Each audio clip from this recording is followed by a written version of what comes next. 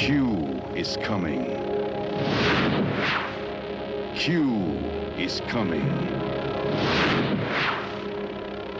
Its name is Quetzalcoatl. Just call it Q.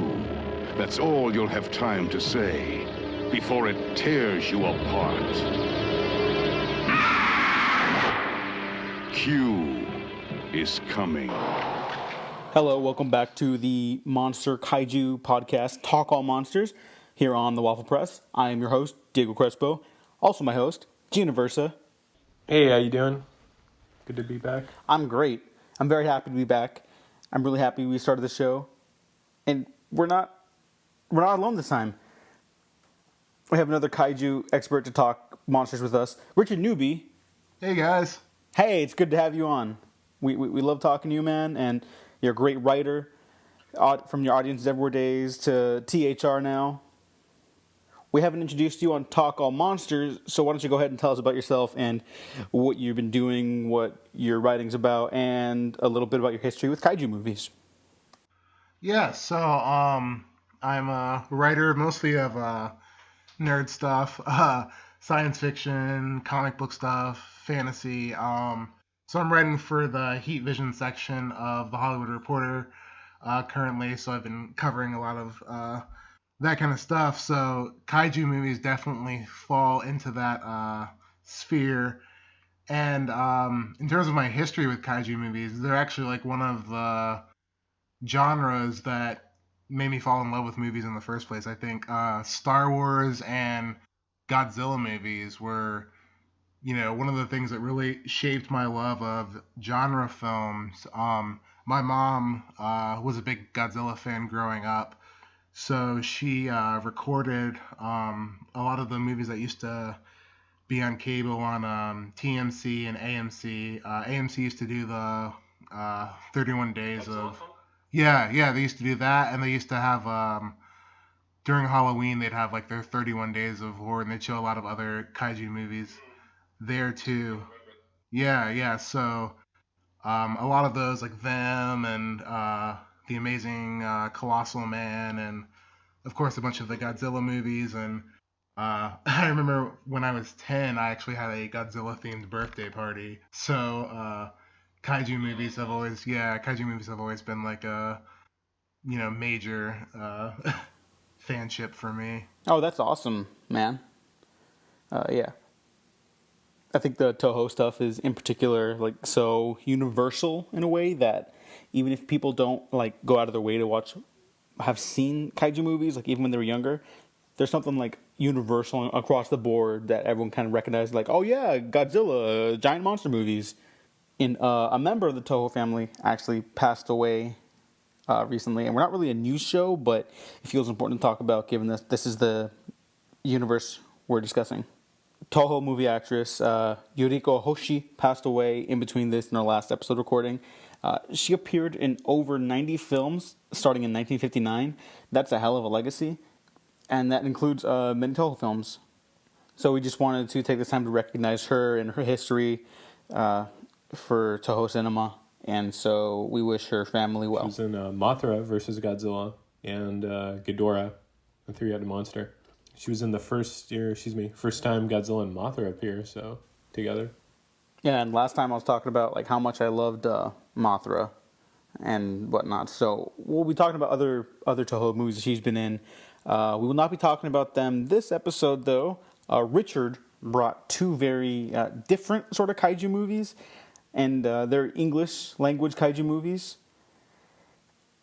And the second one we'll be talking about is very British, I guess we'll say. Richard, why don't you go ahead and tell us about what movies you brought us to talk about today? All right, so I chose, for the first film, I chose Q, also known as Q, the Winged Serpent. It's a 1982 movie, and then I also picked Reign of Fire for the modern movie, and that was made in 2002. So I thought that... Oh yeah, I was just gonna say, I thought that they had some similarities in terms of having these winged monsters, and I kind of wanted to pick something a little different from the traditional kaiju movies. Oh, of course, yeah, they were very inspired choices. Richard, you were talking before the show that you had seen Reign of Fire before, but had you seen Q before? I had not seen Q before. Okay. And Gene, I don't think you've seen either of these before, right?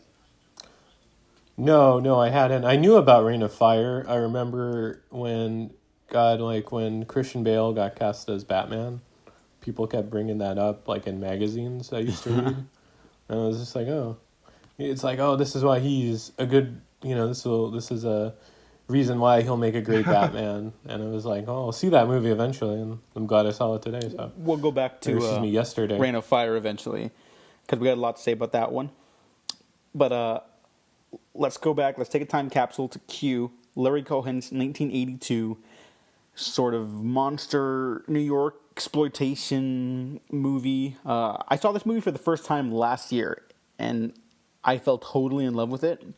It's just this weird buddy cop kind of mismatch of like tonally. I think this movie's kind of like all over the place, but in a way that's like really fun and instead of like obnoxious and kind of endearing. Yeah, I mean, it seems like a Mystery Science Theater selection that they would choose. Richard, why did you choose Q? I'm very curious. Well, I'm a Larry Cohen fan. I like a lot of his other movies. I think that, like you said, like with all the tones going on here, I think that's true for his other films as well. That he writes, and I love the fact that he has these giant ideas, and he's putting them into these B movies that like can't really contain all of those ideas, but they're incredibly interesting because he's trying to fit them in. So like just some of the stuff that he talks about here about like the nature of God and how we perceive it, but then also like you said the buddy cop aspect with David Carradine and Shaft, and then there's like this like small time crook who's looking for fame aspect to it, and I mean it's all of these things like merging together to kind of be like this odd portrait of who we are as people or Americans in 1982. Yeah, it's absolutely. And the character of Quint, Mr. Quint, I believe, Quinn, excuse me, Michael Moriarty. He's like my favorite part of this movie because he's sort of like the biggest New York stereotype ever. Like if there were more scenes of him walking around the streets, he'd be like, "Hey, I'm walking here," Like, yeah, I think he's a character that I hang on the most to because, like, I get him the most outside of like a caricature. He just wants like this fame and attention, and like he's like, "Hey, it's my shot in the spotlight," And he references Rupert Murdoch, which like super caught me off guard. Right. And I was just like, oh my god, this Rupert Murdoch guy's been alive for generations. He's the real monster in the movie. Yeah, really. And he's so electric on screen just watching this guy. He's got like this weird subplot about like being like a petty thief and how it like escalates. Like everything else around him is kind of just like thrown at the screen, like whatever, like I'm all into it anyways. But like that character story feels like it has like a natural escalation of events as opposed to the rest of the movie. What was that scene where he's like he's like complaining to his wife, like how life is it like he'll never like he's not prepared for life or something, like it was really melodramatic. Oh yeah he's total like self-righteous, self-entitled asshole and like very clearly an idiot. But I kind of like that about him. So, like, at the end of the movie, he's like, yeah, I learned a lesson here from this experience with the giant Quetzalcoatl. Like, all right, man, whatever you say. Yeah. Everyone's so casual about a giant dragon. Yeah, they're casual with that and the fact that there's, like, these Aztec sacrifices going on. And the cops are just, like, really chill about the fact that they're, like... people being skinned alive and like left in their apartments. I mean, like I guess it happened every other day of the week for that precinct. You know what this felt like to me? Like if this movie came out today, it would be like a pilot episode of a TV series. Like David Carradine's character hunting weird mythological beasts like on HBO or something like that. Or you know what? Showtime. I feel like Showtime's got a little more of like a B-movie genre edge to them. Yeah. I really, I would say David Carradine I really enjoyed in this. You know, he had that like, it seemed like he really fit the B-moviness of it. Like he just kind of ran with it. Did anyone else feel the same? Oh yeah, Yeah, totally. I thought so too. Yeah. Yeah. He just got like this cool vibe to him too, you know, like. But then he also says like lines like, you know, if it's not a god, I can kill it. Just a good old fashioned monster. I don't get my birth control. It's just like what fucking just happened with the dialogue. I don't understand how you write something like that so casually and like efficiently, but like the fact that it's played off so casually makes me love it even more. Because you guys are totally right. Like there's giant Aztec ancient creature flying through the city of New York. Like there's no big moment where the movie goes, oh, the audience gets to go, it's real. Like it just is. Like, every other monster movie has like this giant, oh my gosh moment. Like the classic like ants monster movie where there's a slow burn reveal to like, oh my gosh, there's giant ants. And that never happens here. It's just like, oh yeah, there's a giant bird killing people. Okay. Yeah. I guess we'll have to kill it. Yeah. Yeah, there wasn't any kind of like shock or awe about the creature, even though you know you barely see it. I guess. What do you guys think about the claymation?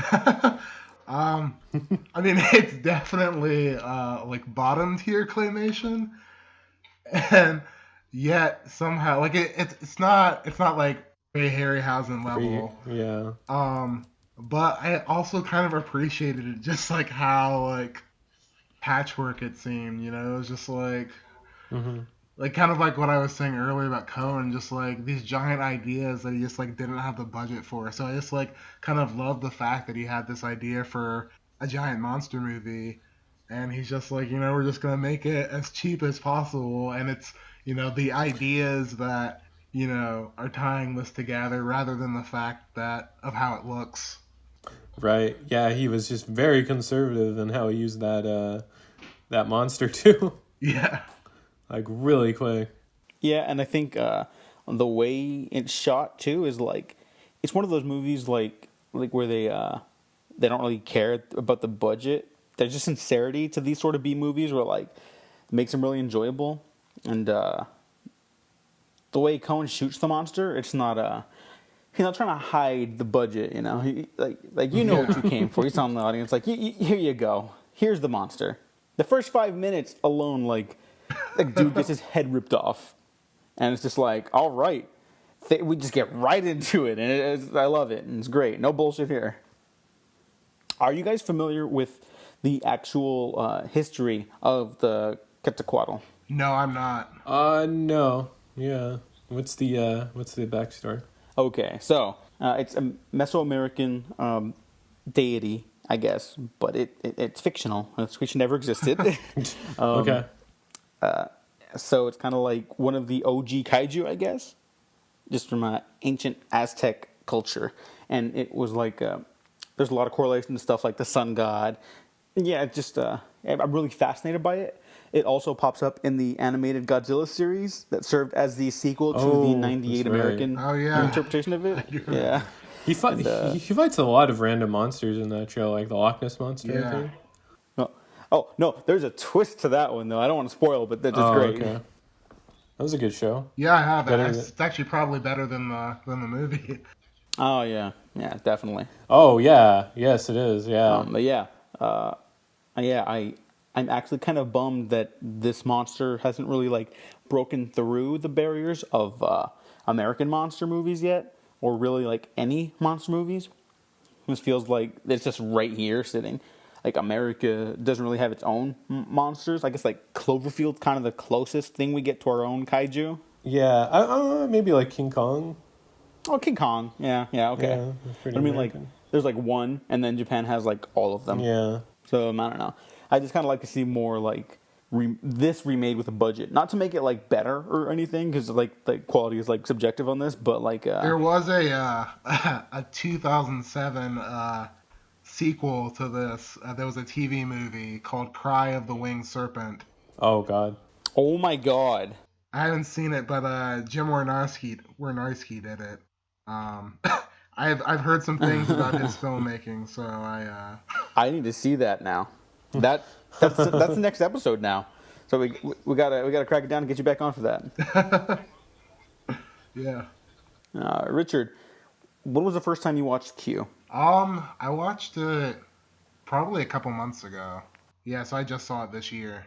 Okay, well, hopefully we can get like this movie like on an upswing. You know, like it'd be nice for like a bunch of people to get online and be like, "Hey, like, have you seen Q, the Winged Serpent?" Like, "Oh, what's that?" And then you show them like this weird Suzuki exploitation monster movie, and just get like the ball rolling on this, you know. And then I want a like high budget sequel for this, Yeah, it's or a high budget remake, you know, just something that like is unabashedly a monster movie that's just like commits to its B movie nature. Because I think a lot of just a lot of like blockbusters in general like need the self-referential wink to them.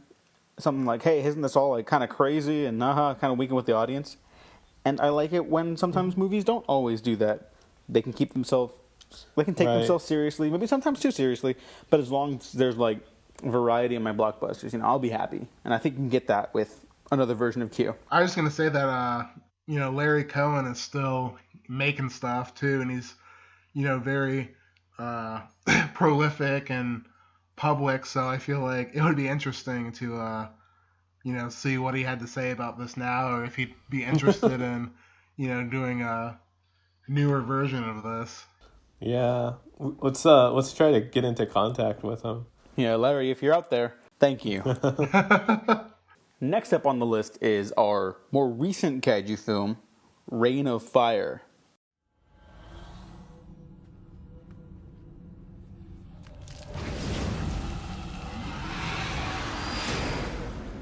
A creature has been awakened that has lain dormant for millions of years.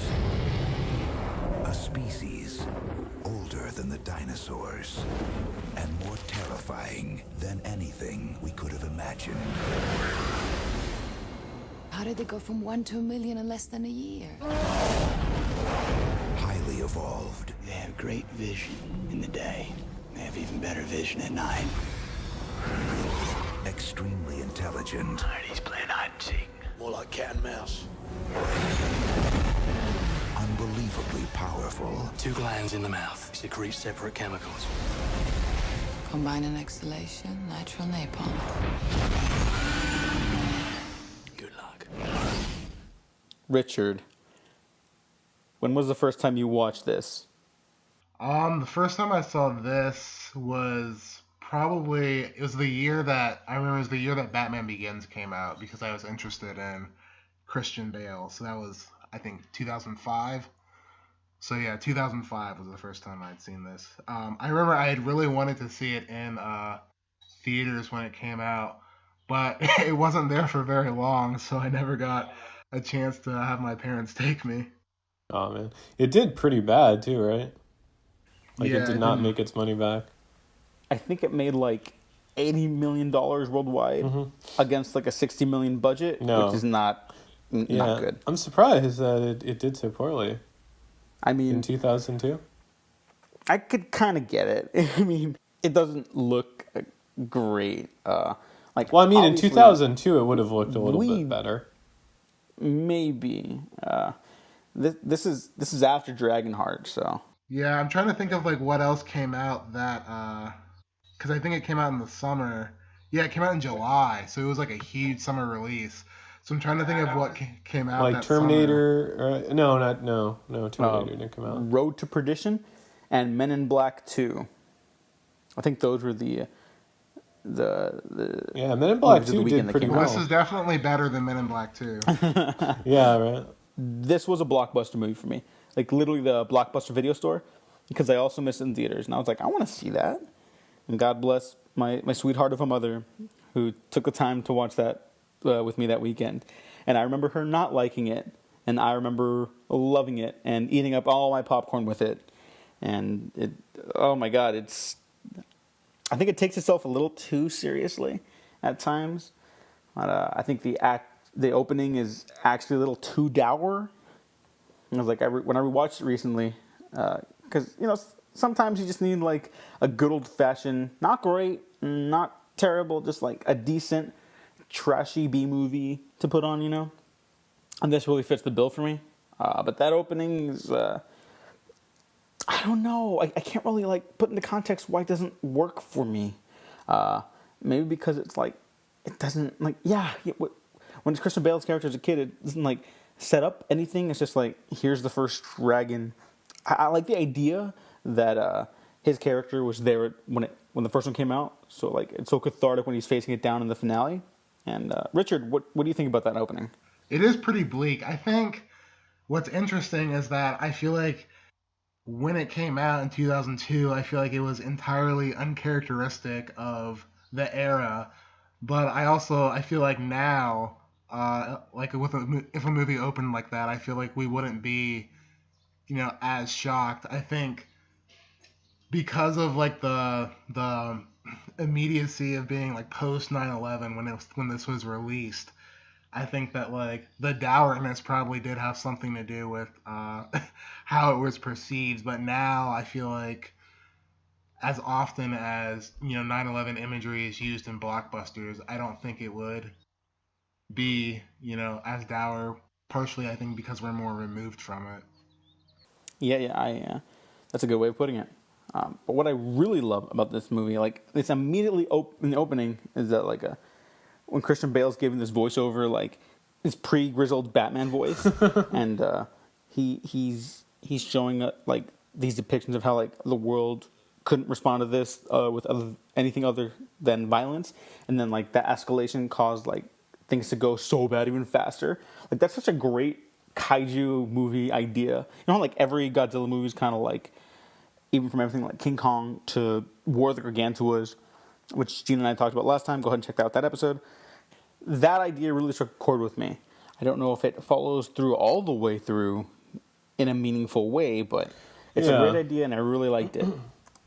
Yeah, I mean, that opening sequence as it shows how it keeps escalating and escalating is, very.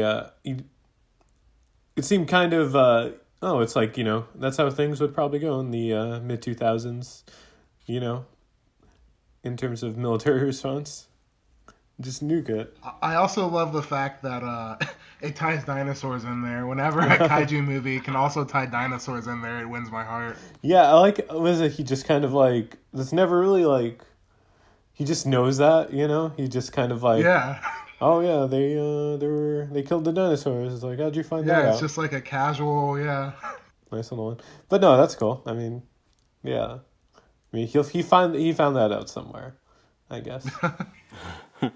Like, I guess they're like scientists just figured that out or whatever. But either way, it's like, I don't know. I don't want to rag on the whole thing too much because I do really enjoy this movie for all of its like faults. But I think it's also because like it feels so small, like literally because it's just like the first dragon appearing, his mom dies, and then like we cut to this like epic credit sequence where it feels very abrupt. Whereas like Q, there's something about like aloof nature to it, where it made it flow a lot better to me. This one's like boom, serious, boom, serious. Well, I don't know. Serious. I would disagree. I feel like I didn't mind that it was closed off to like one kind of location. That was the castle, because it made it feel like more intimate. I mean, again, they probably did not have the money to make it as epic as it was envisioned, but I kind of like it that they're just kind of stuck at this castle. Ironically, as they face dragons, and they're all just kind of holding up in there, and it's showing how they're surviving. Oh no! That I loved. Like I just didn't like the defined nature of that opening. Like literally just the first scene. I like the castle thing because it's like this weird, like knights and castles, like and fantasy dragon stuff. But like all this familiar imagery repurposed for like a post-apocalyptic setting. Yeah, no. Yeah, it's Definitely. like a Mad Max meets like Arthurian legend or something. Yeah. Oh, it's totally Mad Max. Yeah, it's totally inspired by Mad Max, The Road Warrior. That is so great. I hope George Miller gets to make his next Mad Max movie, and then he adds dragons into it. Like, oh god, that'd be great. Would it make sense? No, but whatever. He's awesome, and we don't nearly have enough George Miller movies, so I'll take it. Okay, but there's one thing we have to talk about really quick, and then keep talking about it, because this is something that never gets discussed enough. Matthew fucking McConaughey in this movie. It took me like a second to realize that was him. He is with that like bald he's head. next level in this. Yeah, he plays a character named Van Zandt, Denton Van Zandt, and he's cut and ripped, and like he carries a big battle axe, and he's just smoking cigars, and just all American hero right there, man. That's right. And he leads a group of American soldiers called the Kentucky Irregulars, which and this is a lot. It feels like they walked in from like a totally different movie, but right. Yeah, that's sort of like tonal dissonance really worked for me by that point, as opposed to like the dead-faced seriousness of the rest of it. Yeah, they were. They kind of seem like they just literally stumble into the movie. But I mean, again, it being like a British movie, it's worse than Dragons, Americans. That was a bit funny, but yeah, I mean, they're I don't know, I like their presence in the movie, even though they show up pretty unexpectedly. Yeah, I think they add something to it. They take away some of the self-seriousness. I don't know. Yeah, I don't know. Yeah, they do add a lot of flavor to the movie. I'm not sure what sort of like flavor, I guess, but yeah, I thought it was appreciated watching it. I kind of wish that not the setting had changed, but maybe like the outfits they wore or something, just to add like more color into the movie at that point, just to like really up that like that shift, that tonal shift, that paradigm when they show up.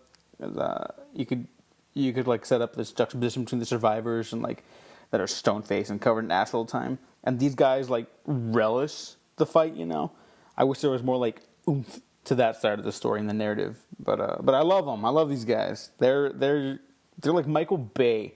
Michael Bay would have killed it if he had directed this movie, and he would have just like made those guys like.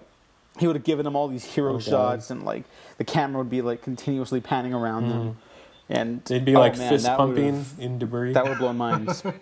Oh yeah. Like it would have ended with a fist pump at the end. Yeah, it's I would say also just going back, like this movie is just like so like 2000s-y in terms of like cinematography and like just the costume design and everything. Yeah. All it needed is. Oh, sorry. No, yeah, I was just saying, like, I agree with that. It does have a very early 2000s look to it. Like, just that, like, the palette and tone. And then, like, probably the trailer was cut to, like, some, like, really, like, electronic, like, beat or something, Oh, okay. You guys remember when, like, DVDs were coming out, like, hard in the early 2000s, and Fox would, like, these epic trailers where it's like flashing images, prepare for Fox DVD, and you'd be like, whoa, I want to buy that movie. I don't know what it is, but you can't differentiate it because they all look the same. All the trailers of that era remind me of like that PSA, and it's a meme now where it's like you wouldn't steal. Oh yeah, you wouldn't steal a car. And that music playing in the background and the way it was cut, that was like every 2000s trailer. Yeah, I watched the trailer for the first X-Men movie a few days ago. Oh, God. And man, like that is exactly like what you're talking about. It is just like... Yes. The editing of that trailer is just wow. It was, it's a lost art form now. No one does that. Lost to time.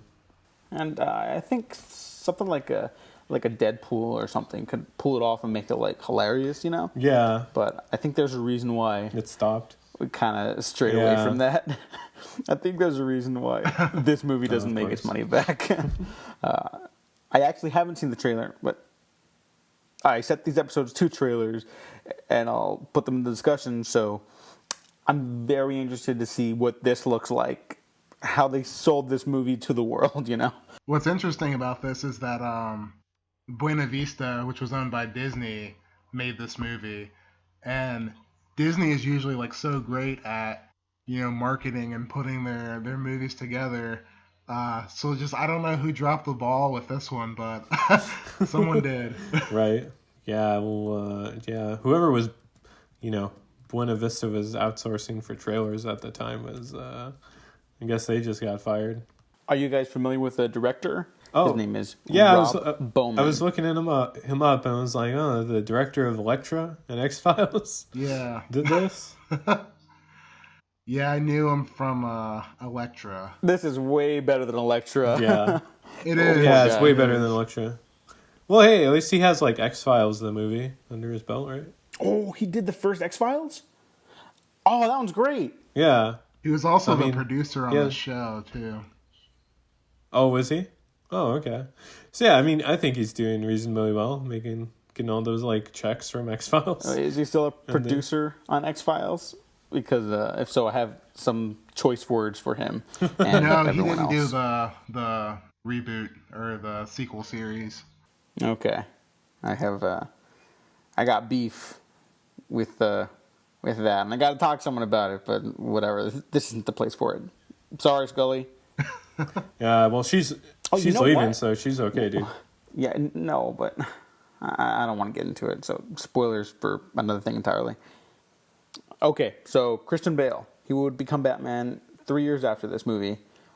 He would get super awesome ripped, and here he is not, but he doesn't need to be for this role. I think this is technically I would have seen Christian Bale in also back in the day, and I remember liking him in this. And I think, given the material, he's not that he's allowed to work with that much, but he adds a lot of energy to it. This is the same year that Equilibrium came out as well. Oh, was it? Okay. I wonder, does anyone know like what movie Nolan saw Christian Bale in that got him back? I hope, yeah. I think it was American Psycho? Yeah, I think it was American Psycho. And I know The Machinist came out before because he had lost all that weight before having to bulk up for Batman. Oh, man, yeah. He goes for those a lot. Like that can't be healthy for him. It's very unhealthy. Yeah. Oh, and then he had to drop out of the Michael Mann Ferrari pick because he couldn't. His doctor told him not to put on more weight. I guess it was too much of a toll on his body. Well, he had put some on because he's playing Dick Cheney in a movie that comes out later this year. He's quality in this. I think Bale, even in movies that...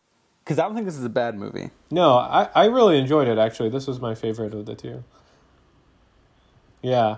I would say, because, it was... I really appreciated, like, all the, post-apocalyptic nature of it and, like, the survivors and just kind of...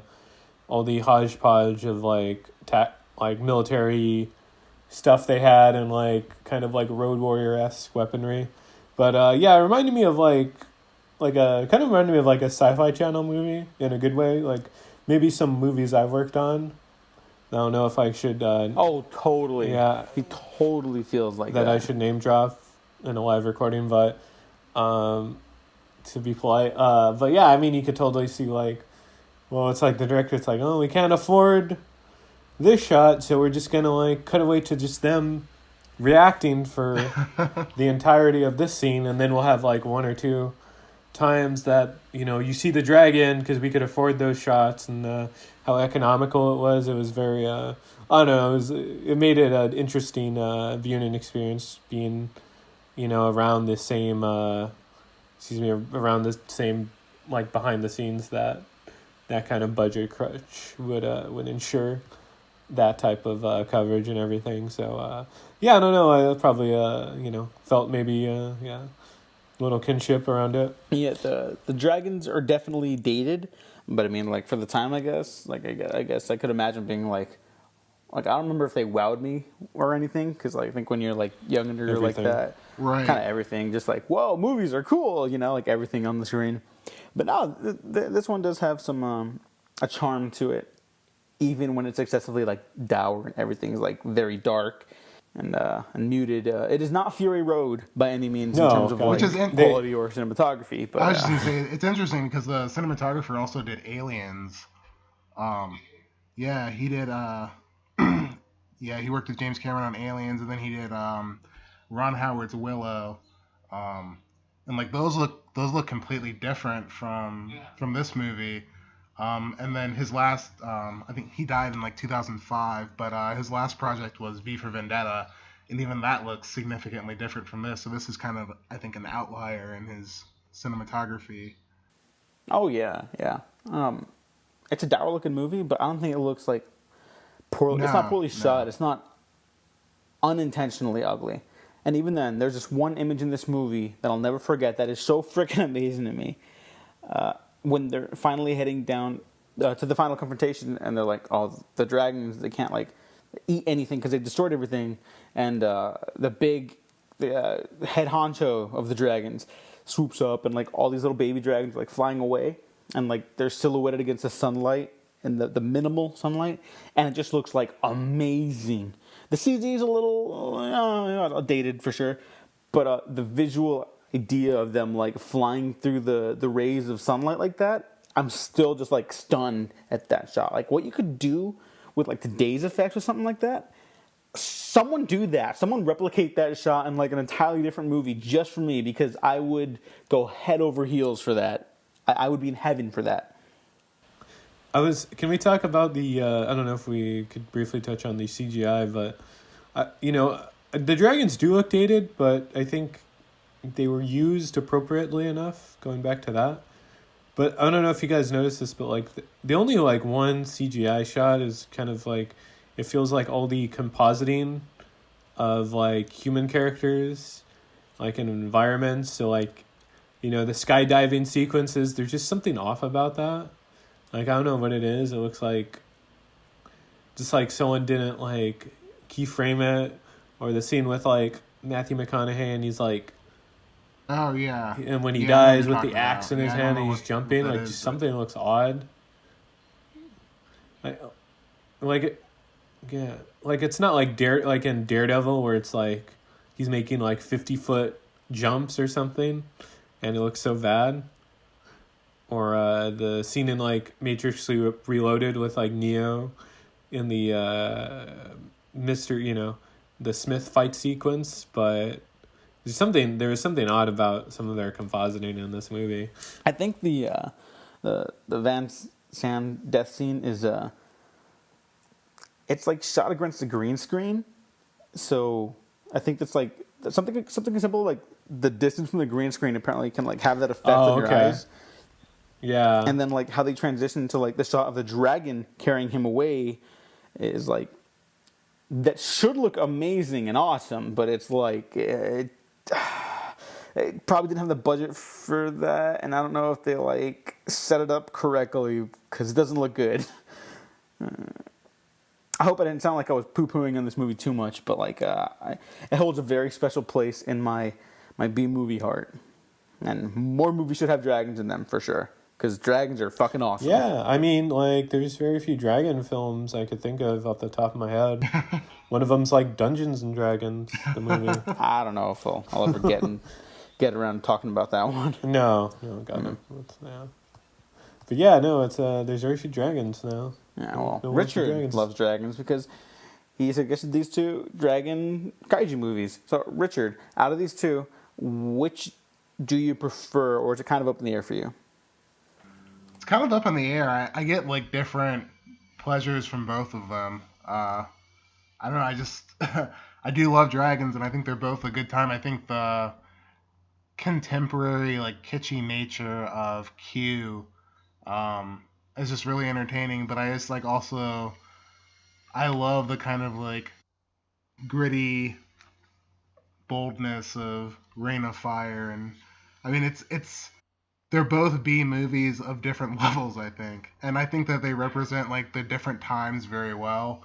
And they're both like they're 30 years apart, but I think that both like Q showcases the early 80s and Reign of Fire showcases the early 2000s very well. So I don't know, they're kind of like these B movie like cinematic artifacts that I think sometimes get lost in the conversation of giant monster movies because, I mean, there are definitely many that are of a higher quality and have better practical effects or special effects, but I don't know, there's just like something endearing to me about both of these.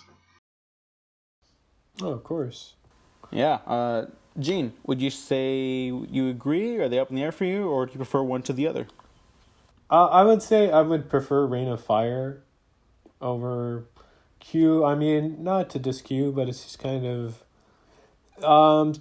just sometimes just like, I don't know, 80s, like, kind of, I wouldn't say, like, B movies are just kind of a little too all over the place, I guess, for my viewing experience sometimes. Just where it's like, you see like all the I would say like the canon film kind of tropes of it, and it's just like, stuff where it's like, well, we have to include like a scene where it's like we have to include like a nude scene, or we have to include like a like some sort of other like exploitative thing, and I wouldn't say like it ruins the movie, but it's just kind of like, when I'm seeing like a monster movie, like I would rather kind of have the whole thing focus on the monster, and like around that, where Q, it felt like more trying to hit those check marks of the day, I guess. If that I get what you're saying, yeah.